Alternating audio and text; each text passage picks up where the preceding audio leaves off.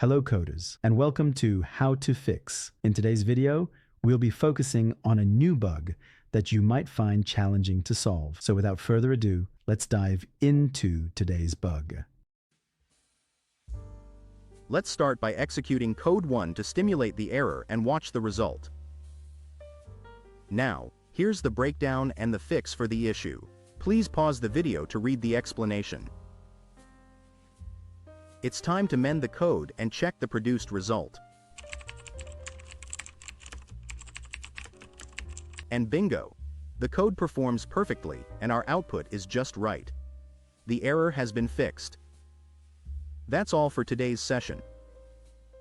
If you found this guide beneficial, please like the video and join our channel for more how to fix coding videos.